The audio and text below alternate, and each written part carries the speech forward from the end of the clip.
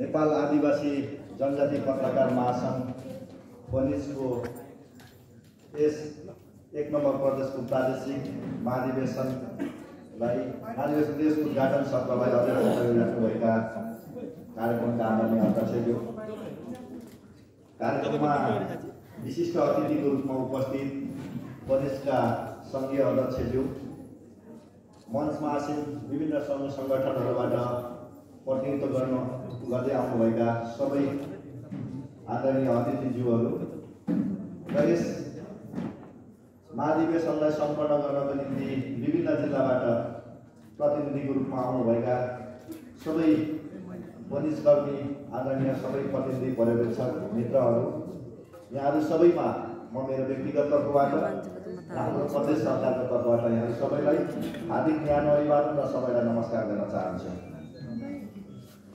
सर्वप्रथम यहाँहरूको प्रादेशिक महाधिवेशन भव्य रूपमा सम्पन्न होस्, म यहाँहरूलाई सफलताको शुभकामना व्यक्त गर्न चाहन्छु र यस महाधिवेशनबाट यहाँहरूले सशक्त र जुझारु नेतृत्व चयन गर्न सफल हुनुहोस्। यहाँहरूलाई अग्रिम बधाई पनि यस अवसरमा म ज्ञापन गर्न चाहन्छु।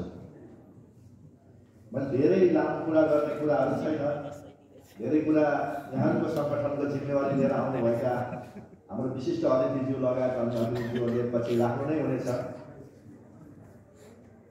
निश्चय पनि हामी यतिखेर फरक परिवेश र फरक अवस्थामा छौँ। नेपालमा जुन संविधान जारी भयो त्यो संविधानप्रति स्वाभाविक रूपमा थुप्रै आदिवासी जनजाति सङ्घ सङ्गठनहरूको असहमतिहरू थियो र त्यो असहमतिको बावजुद पनि हामीले संविधान जारी गर्यौँ र संविधानका विरुद्धमा विपक्षमा केही आन्दोलनहरू पनि भए र त्यतिखेरै भने हामीले भनेका थियौँ कि संविधान एउटा असंशोधनीय कुनै एउटा धर्मशास्त्र होइन, जनताको आवश्यकता र औचित्यको आधारमा क्रमशः संशोधन गर्ने र समृद्ध गर्दै लैजान सकिन्छ। हामीले त्यो कुरा बारम्बार भन्दै आयौँ र संविधानको कार्यान्वयनको प्रक्रिया सँगसँगै 3 तहको निर्वाचन भएर 3 तहमा सरकारहरू पनि प्राप्त भयो र हामीलाई अपेक्षा र विश्वास के थियो भने 3 तहमा सरकार आइसके पछाडि संविधान कार्यान्वयन सँगसँगै जनताको तहमा उठेका असन्तुष्टिहरूलाई सम्बोधन गर्ने र संविधानको स्वीकार्यताको क्षेत्रलाई चाहिँ क्रमशः चाहिँ त्यसलाई वृद्धि गर्दै लैजाने अर्थात् त्यो क्षेत्रलाई समेट्दै लैजाने तत्कालीन सरकारले फल दिन्छ, यो हामी सबैको साझा आकाङ्क्षा जस्तो थियो। दुर्भाग्यवश त्यतिखेरको सङ्घीय सरकार अर्थात् जसले संविधान संशोधन गर्ने समेत हैसियत राख्छ, करिब झन्डै 2/3 बहुमत प्राप्त सरकारले आफ्नो पूर्ण कार्यकाल पुरा गर्न सकेन र एउटा फरक राजनीतिक घटनाक्रम नेपालको सन्दर्भमा देखा पर्यो र हामीले लामो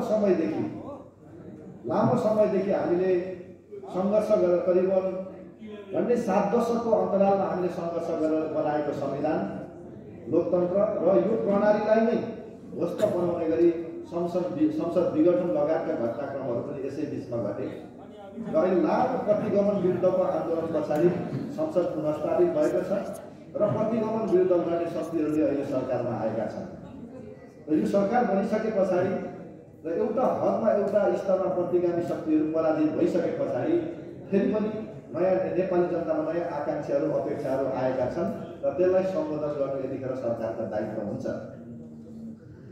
जहाँसम्म केही महत्त्वपूर्ण विषयहरू छन्, खास गरेर हाम्रो प्रदेशको सन्दर्भमा पनि मैले फेरि पनि दोहोऱ्याएर भने कि करिब हामी 4 वर्ष पुरा गरिसकेका छौँ प्रदेश सरकारले। अझै पनि प्रदेश सरकारले राजधानी राख्ने भूगोलहरूलाई अझै ठोस गर्न सकेको छैन, अर्थात् जग्गाहरू प्राप्त गर्न सकेको छैन, प्रदेशको नामाङ्कन गर्न सकेको छैन। यी विषय सर्वत्र चिन्ताको विषयहरू छन् र सर्वत्र प्रश्नका विषयहरू छन् र सर्वत्र आलोचनाका विषयवस्तुहरू छन्। एउटा सरकारको प्रतिनिधिको हैसियतले यी सबै कुरालाई मैले इमान्दारपूर्वक स्वीकार्नुपर्छ र म स्वीकार्न तयार पनि छु। निश्चित रूपमा यो प्रदेशको नामाङ्कन अहिले होइन, करिब हामीले जुन झन्डै मतलब 3 वर्ष जति नेकपा नेतृत्वको 2/3 बहुमतको सरकार प्रदेश सरकार भयो, त्यो बेला प्रदेशको नामाङ्कन हुन सक्नु पर्थ्यो। दुर्भाग्यवश त्यतिखेर नामाङ्कन हुन सकेन त्यसमा केही महत्त्वपूर्ण कारणहरू छ। त्यो कारणबारे यहाँहरू पनि केही न केही जानकार हुनुहुन्छ र मैले विभिन्न सभा समारोहहरूमा र यहाँहरू जस्तो चाहिँ सञ्चारकर्मीका साथीको बिचमा पनि बारम्बार भन्दै आएको छु।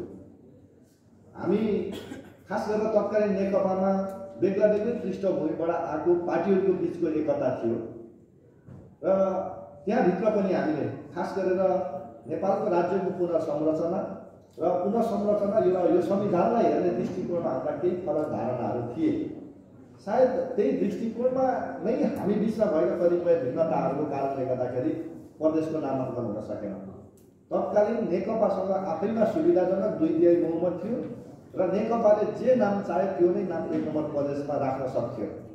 अरू दलहरूको विरोध या अरू दलहरूको असहमति र अरू सङ्घ सङ्गठनहरूको असहमति भनेको गौण हुन्थ्यो, किनभने संविधानमा 2/3 बहुमत भएको संसदलाई प्रदेशको नामाङ्कन गर्ने अधिकार थियो।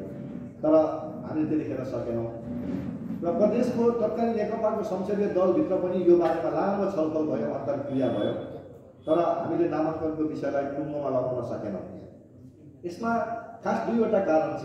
हामीले भन्दै आएको यो संविधानको यो अहिलेको परिवर्तनको 2-3टा कुरा विशेषता के हो भने हामीले एउटा एकल जातीय आधारमा बनेको एउटा राज्य सत्ता र राज्य प्रणालीलाई हामीले चाहिँ यो संविधान निर्माण गरेर भत्काएका थियौँ।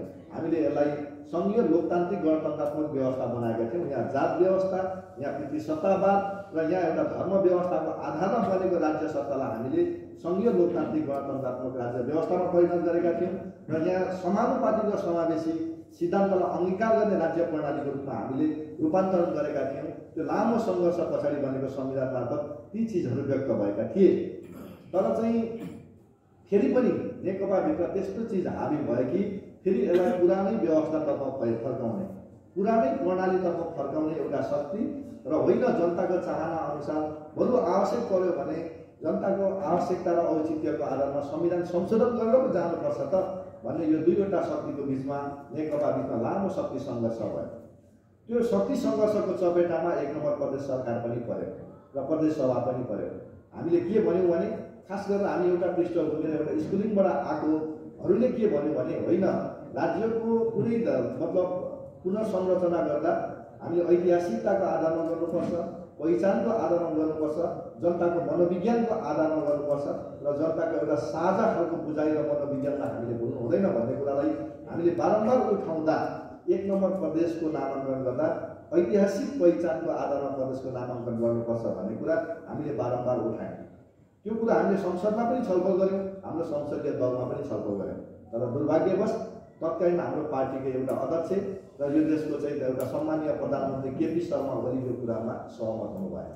उहाँलाई मात्र यो संहितालाई उहाँले मात्रै विकेन्द्रीकरणको रूपमा बुझ्नुभयो र विकेन्द्रीकरणको रूपबाट बुझ्दाखेरि यो संहितामा गएको प्रदेशहरूलाई त उहाँले बारम्बार यो कुनै मतलब बेग्लै प्रदेश अथवा बेग्लै राज्य र बेग्लै चाहिँ मतलब चाहिँ एउटा सरकार होइन, सङ्घीय सरकारकै एउटा प्रशासनिक इकाइ हो भनेर त तत्कालीन प्रधानमन्त्रीले पटक पटक बोल्नुभएको अवस्था थियो। त्यो कुराबाट नि के व्यक्त हुन्छ भने प्रदेशको बेग्लै स्वतः प्रदेशलाई संविधानले दिएको अधिकारहरू अनुसार चाहिँ कानुन निर्माण गर्ने होइन, प्रदेशको अधिकारलाई कुण्ठित गर्ने कुरा उहाँको कार्यकालभरि नै उहाँ लागिराख्नु भयो। त्यसले गर्दाखेरि प्रदेशको नामाङ्कनको सन्दर्भमा पनि उहाँले प्रदेश सभामा आएर लामो करिबन 1.5 घण्टा भाषण गर्नुभयो प्रदेश सभाभित्र। हामीले प्रदेश सभामा सम्बोधन गर्नको निम्ति प्रधानमन्त्रीलाई निमन्त्रणा गरेका थियौँ। उहाँले नेपाल कम्युनिस्ट पार्टी नेकपाको प्रदेश कमिटीको बैठकमा उहाँ आउनुभयो शपथ ग्रहण कार्यक्रममा करिब 1.5 घण्टादेखि 2 घण्टा लामो व्याख्या गर्नुभयो। उहाँको सबै व्याख्याले के भने एउटा निश्चित नदीको आधारमा या एउटा पहाडको आधारमा प्रदेशको नामाङ्कन गर्नुपर्छ भन्ने निष्कर्ष नै उहाँको अन्तिम निष्कर्ष थियो। र उहाँले अन्तिममा पार्टीका शीर्ष नेताहरूलाई समेत 1 नम्बर प्रदेशका शीर्ष नेताहरूलाई समेत बोलाएर यहाँ कुनै जातको आधारमा, पहिचानको आधारमा र कुनै एउटा संस्कृतिको आधारमा प्रदेशको नामाङ्कन हुनै सक्दैन। त्यसकारणले गर्दाखेरि एउटा नदीको नाममा चाहिँ पहिचान गरे, नदीको नाममा चाहिँ प्रदेशको नामाङ्कन गरेर आदेशै गरेर पठाउनुभयो। तर त्यो कुरालाई हामीले स्वीकारेनौँ र त्यो कुरामाथि लामो छलफल भइसके पछाडि त्यस्तो परिस्थिति बन्यो कि नेकपाभित्रकै शक्ति सन्तुलनमा आएको गडबडीको कारणले गर्दाखेरि प्रदेशको नामाङ्कन हुन सक्यो। यहाँ त्यतिखेर कुनै विपक्षी दलहरूलाई हामीले आक्षेप लगाउनु छैन, किनभने नेकपा आफै चाहिँ मतलब प्रदेशको नामाङ्कन गर्न सक्षम थियो। त्यो अवस्थाको बिचबाट चाहिँ यो अवधि गुज्रेर प्रदेशले आफ्नो नाम प्राप्त गर्न सकेन। र हामी करिब चाहिँ 10 महिना त निरन्तर प्रतिगमनको विरुद्ध र चाहिँ प्रतिगमनको विरुद्ध संसद पुनर्स्थापनाको विरुद्ध र प्रदेश सरकारलाई चाहिँ पनि चाहिँ हामीले चाहिँ एउटा प्रतिगमनको चाहिँ छहारीमा हुर्केको प्रदेश सरकारलाई पनि हटाएर नयाँ सरकार बनाउनुपर्ने करिब 10 महिनाको अवधि पछाडि फेरि नयाँ प्रदेश सरकार बनेको छ। यहाँ सबैको आशीर्वाद र सौभाग्यले मैले फेरि दोस्रो पटक प्रदेश सरकारमा प्रवेश गर्ने अवसर पनि प्राप्त गरेको छु। अघि हाम्रो पत्रकार महासङ्घका प्रदेश अध्यक्षज्यूले केही महत्त्वपूर्ण सुझावहरू राख्नुभएको छ, आलोचना र टिप्पणी गर्नुभएको छ।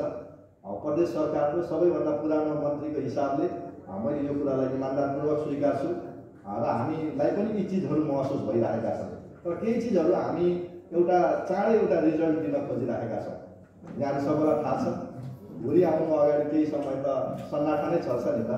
त्यस कारणले गर्दाखेरि अहिले सुतिहालेको होइन जिल्लाजी, अहिले सन्नाटा मात्रै हो।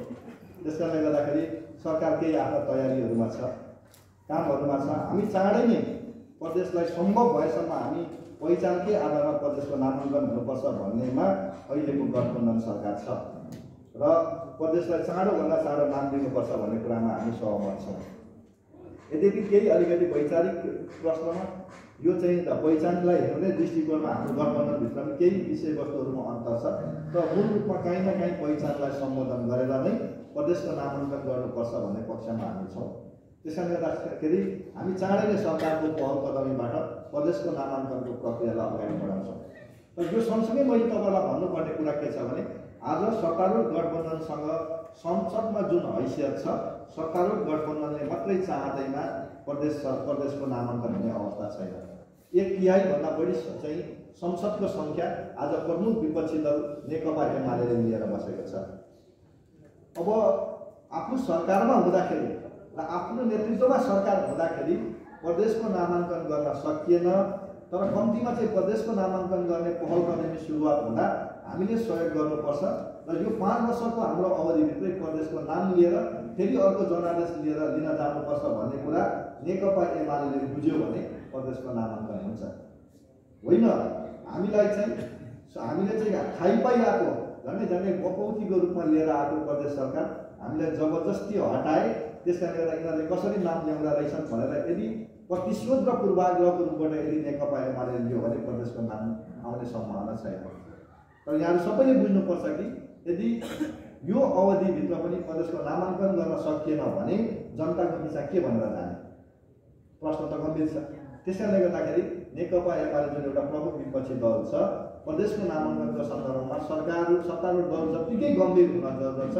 यदि उहाँले गम्भीर हुनुभयो भने प्रदेशले नाम पाउँछ।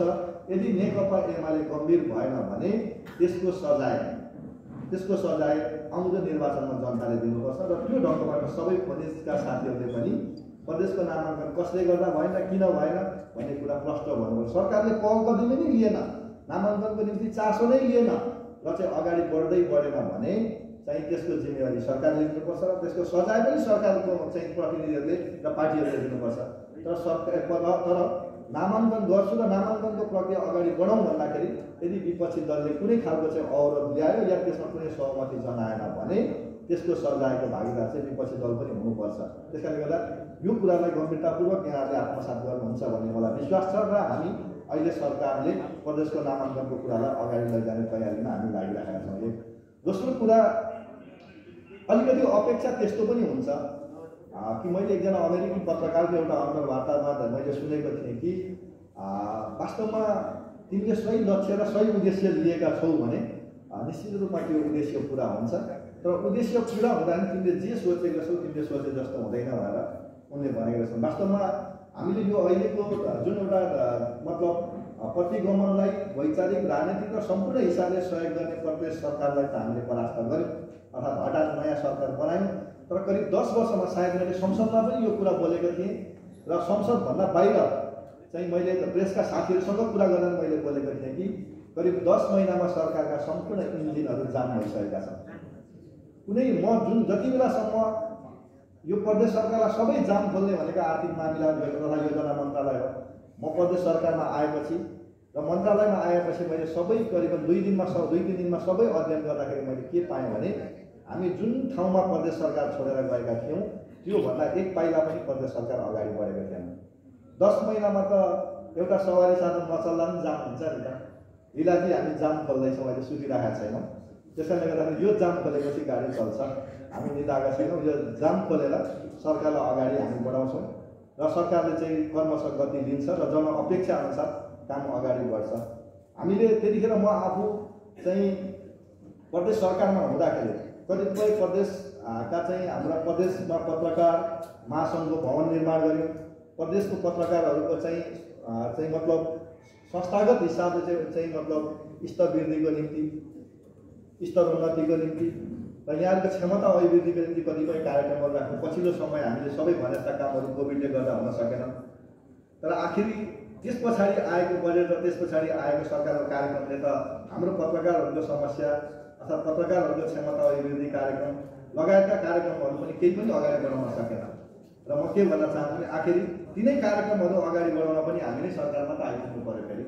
र म फेरि पनि तपाईँहरूलाई आग्रह गर्न चाहन्छु, हामी यहाँहरूको क्षमता अभिवृद्धि गर्ने कुरा, यहाँहरूको दक्षता अभिवृद्धि गर्ने कुरा र चाहिँ यहाँहरूका भौतिक पूर्वाधारको दृष्टिले सहयोग गर्ने कुरामा प्रदेश सरकार प्रतिबद्ध छ। यो कुरालाई पनि हामी विगतमा म आफ्नो सरकारमा रहँदा जुन चिजहरूलाई अगाडि बढाएका थियौँ, अहिलेको नेतृत्वसँग आवश्यक छलफल गरेर यसलाई पनि हामी निरन्तरता दिन्छौँ। अर्को कुरा, प्रदेशमा अहिलेसम्म भर्खरै मैले एउटा राम्रो समाचार सुने।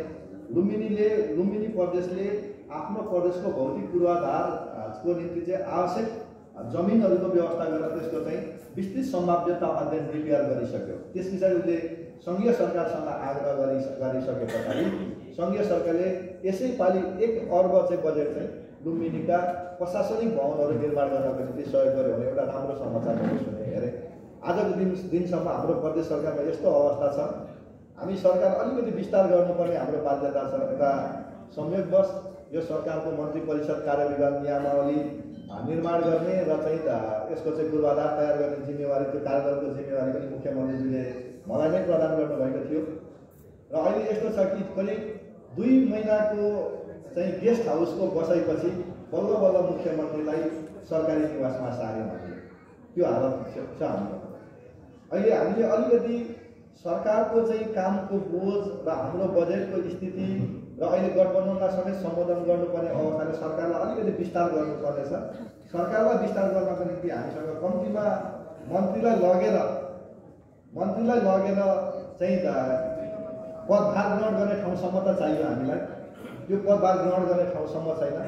अनि मन्त्रीलाई चाहिँ मन्त्री भइसकेपछि तपाईँ यहाँ बस्नुहोस् भनेर एउटा बस्ने ठाउँसम्म त दिनु पर्यो, त्यो पनि व्यवस्थापन छैन। त्यो खालको अत्यन्तै अस्तव्यस्तताको बिचबाट चाहिँ अब प्रदेश सरकार यहाँ चल्दै आयो र अहिले यी चिजहरूलाई हामी पुरा गरेर चाँडै नै प्रदेश सरकारले मन्त्री परिषद चाहिँ विस्तार गर्ने र चाहिँ कार्यबोझ अनुसार चाहिँ मन्त्री परिषद विस्तार गरेर सरकारको कामलाई गति दिएर अगाडि बढाउनेतर्फ चाहिँ हामीले अहिले सोचिरहेका छौँ।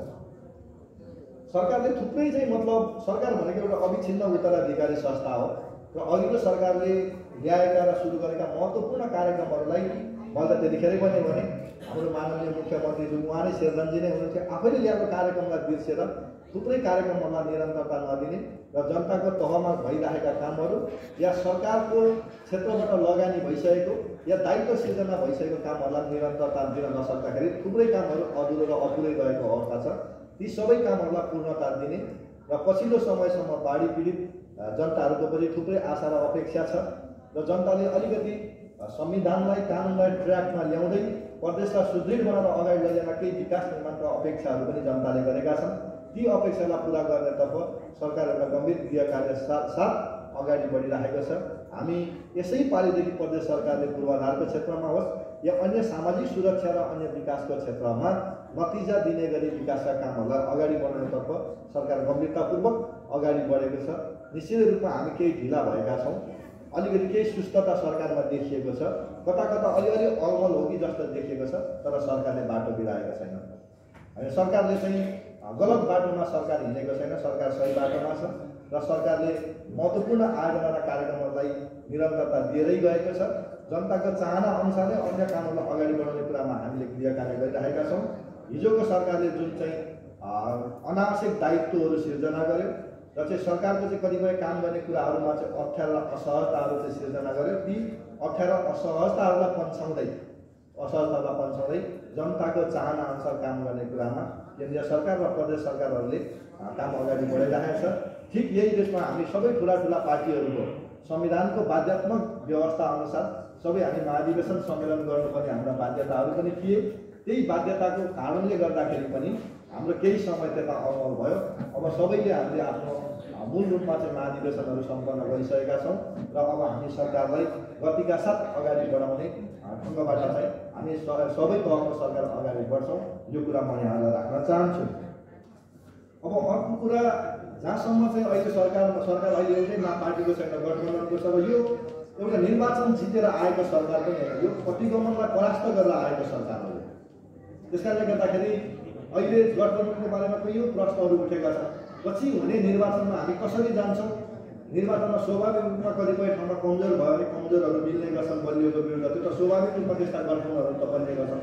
तर यति कुरा सत्य हो कि हामी सबै तहको चाहिँ आवधिक निर्वाचन समयमै गर्छौँ र निर्वाचनसम्म हामी गठबन्धनलाई कायम गरेर लैजान्छौँ। जहाँसम्म चुनावी तालमेल गर्ने कि नगर्ने भनेको त्यतिखेरको अवस्थामा आउने कुरा हो। र अहिले हामी के कुरामा प्रतिबद्ध छौँ भने यो संविधानलाई ठिक ठाउँबाट अगाडि बढाउनको निम्ति र देशमा फेरि पनि चाहिँ प्रतिगमनको रूपमा चाहिँ जुन एउटा चाहिँ कालो बादल चाहिँ गडगडाइरहेको छ र प्रतिगमनको खतरा चाहिँ रहिरहन्जेलसम्म चाहिँ गठबन्धन कायम रहन्छ र गठबन्धनलाई हामी चाहिँ निर्वाचन पछि पनि यसलाई चाहिँ निरन्तरता दिने पक्षमा छौँ। र निर्वाचन कुन प्रकृति अनुसार लडिन्छ भने दोस्रो कुरा हो, तर हामी गठबन्धनलाई निर्वाचनसम्म र निर्वाचन पछि पनि निरन्तरता दिने पक्षमा छौँ। किनभने नेपालको जुन एउटा संविधान, यो लोकतन्त्र, यो व्यवस्था जुनसँग यति धेरै ठुलो रगत र पसिना बगाएर हामीले ल्याएका छौँ, त्यसको स्थायित्वको निम्ति पनि अहिले गठबन्धनको आवश्यकता छ र यसको निरन्तरता छ भन्ने पक्षमा हामी छौँ। र अब जहाँसम्म चाहिँ अहिले चाहिँ यत्रो धेरै लामो समयसम्म जुन एउटा संसद अवरुद्ध भइरहेको छ, आज प्रमुख विपक्षी दलले नाजायज कुरा अगाडि सारेर संसदलाई अवरुद्ध गरिराखेको छ। तपाईँलाई थाहा छ कि अदालतमा विचाराधीन विषय, अदालतमा चाहिँ छलफल भइरहेको विषय संसदमा उठाउन मिल्दैन। तर आज सर्वोच्च अदालतमा विचाराधीन भइरहेको विषयलाई मुख्य मुद्दा बनाएर चाहिँ जसरी प्रमुख प्रतिपक्षी दल अहिले संसद चाहिँ अवरुद्ध गरिरहेको छ, यसले संविधान कार्यान्वयन गर्न पाएको छैन, संविधान कार्यान्वयनको निम्ति आवश्यक कानुनहरू निर्माण गर्न पाएको छैन र जनताको आवाज बुलन्द गर्ने मूल रूपमा त विपक्षीहरूको चाहिँ के अरे संसद त, तर विपक्षीहरूको संसद हो। त्यसले गर्दा जनताको आवाज चाहिँ उठाउने संसदलाई अवरुद्ध गरेर चाहिँ अहिले संविधान कार्यान्वयनको प्रक्रियाले अवरोध ल्याउने र देशमा नयाँ सङ्कट ल्याउने गरी जसरी विपक्षी दल अगाडि बढिरहेको छ, यसले गम्भीर सङ्कट पनि चाहिँ देशमा देखाइरहेको छ। तर फेरि पनि यो गरेर कुनै पनि फाइदा छैन। यो गरेर चाहिँ हिजो पटक चाहिँ मतलब के अरे संसद विघटन गरेको या असंवैधानिक कामको चाहिँ कुनै पनि औचित्य पुष्टि चाहिँ संसद चाहिँ अवरुद्ध गरेर हुन्छ भन्ने कुरा विपक्षीले नबुझे हुन्छ, त्यसरी नसोचे पनि हुन्छ।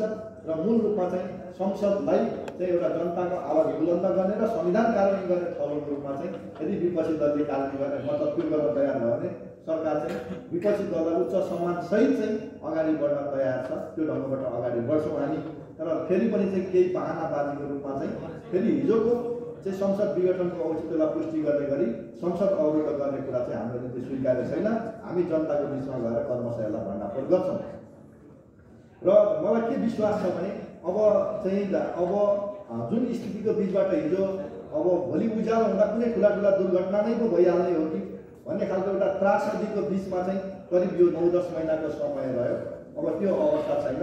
हामी यो अहिले वर्तमान सरकार संविधान कार्यान्वयनको कुरा, संघीयता कार्यान्वयनको कुरा र त्यस पछाडि जनतालाई सुशासन दिने कुरा र आफ्नो क्षमता र औकात अनुसार सबै तहको सरकारबाट जनतालाई पूर्वाधारसहित विकास निर्माणका कामहरू अगाडि बढाउने कुरा र समयमै आवधिक निर्वाचन गर्ने कुरामा अहिलेको सरकार र अहिलेको गठबन्धन पूर्ण रूपबाट प्रतिबद्ध छ र त्यही बाटोबाट अगाडि बढ्छ। म यो कुरा तपाईँहरूको बिचमा म राख्न चाहन्छु। र अन्तमा यहाँहरूको जुन एउटा महत्त्वपूर्ण एउटा विचार निर्माणको हिसाबले र सङ्गठन निर्माणको हिसाबले जुन एउटा महत्त्वपूर्ण महाधिवेशन भइराखेको छ, निश्चित रूपमा हामीले लामो समयदेखि लडेर ल्याएको एउटा समावेशिताको कुरा, हामीले चाहिँ एउटा समानुपातिक प्रतिनिधित्वको कुरालाई चाहिँ हामीहरूले निरन्तर उठाइराख्नु भएको छ, आवाज बुलन्द गरिराख्नु भएको छ। निश्चित रूपमा चाहिँ एउटा नयाँ संविधानमा यी कतिपय कुराहरू चाहिँ आइसकेका छन्। यसलाई चाहिँ सबै तहको सरकारले कार्यान्वयन गर्ने कुरा र कतिपय कुरा चाहिँ अझ संविधान संशोधनको कुरा पनि छन्। मैले अघि पनि भने संविधान चाहिँ एउटा अपरिवर्तनीय धर्मशास्त्र होइन, यो जनताको आवश्यकता र औचित्य अनुसार र शक्ति सन्तुलन अनुसार चाहिँ यसले चाहिँ स्वाभाविक रूपमा चाहिँ यसले यस्तो आवश्यक परिमार्जन र चाहिँ आवश्यक चाहिँ परिवर्तन हुँदै जान्छ। यो कुरामा यहाँहरू निरन्तर आन्दोलित हुनुहोस् र आफ्नो समुदायका निम्ति र समग्र देशको निम्ति यहाँहरूको चाहिँ एउटा कर्मशील कलम निरन्तर चलेर अगाडि बढोस् र यहाँले निरन्तर यी राष्ट्रिय मुद्दा र आफ्ना कतिपय प्रादेशिक मुद्दाहरू छन्, यी मुद्दामा र कतिपय आफ्ना समावेशी र समानुपातिक प्रतिनिधित्व लगायतका मुद्दाहरू छन्, यी विषयमा निरन्तर यहाँहरू चाहिँ अग्रसर भएर आफ्नो कलम चलाउनुहोस्। यहाँहरू सबैको उत्तरोत्तर प्रगतिसहित यो महाधिवेशनको भव्य सफलताको शुभकामना दिएर मैले आफ्नो भनाइ यहीँ टुङ्गाउँछु। धन्यवाद, सबैलाई नमस्कार।